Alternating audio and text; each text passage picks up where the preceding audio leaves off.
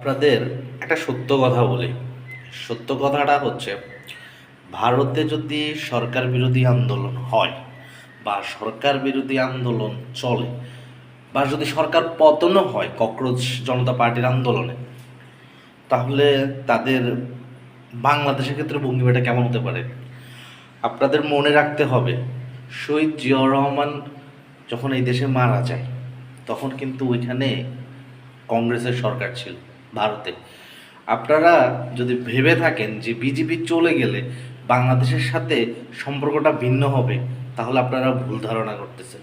আমি আপনাদেরকে খুব ভালোভাবে বলে দিচ্ছি, সেটা হচ্ছে ভারতে যে সরকারই আসুক না কেন, বাংলাদেশের সাথে সম্পর্কের পরিবর্তনের কোনো কিছুই আসবে না।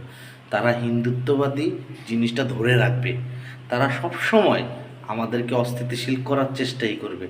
আমি আপনাদেরকে আবারও বলতেছি, ইন্ডিয়াতে যে সরকারই আসুক, যে সরকারই আসুক, বাংলাদেশের ক্ষেত্রে তাদের সম্পর্কের উন্নতি হতে পারে, কিন্তু দৃষ্টিভঙ্গি কখনোই আলাদা হবে না।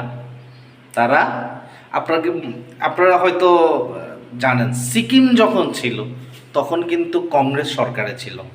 তখন যারা যখন এই সিকিমকে হাতিয়ে নেয়, তাই অতি উৎসাহিত হয়ে আপনারা ভাইবেন না যে বাংলাদেশের সাথে সম্পর্ক ভালো হয়ে যাবে।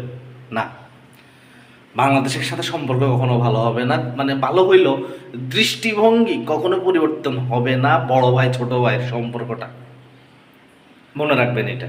ধন্যবাদ।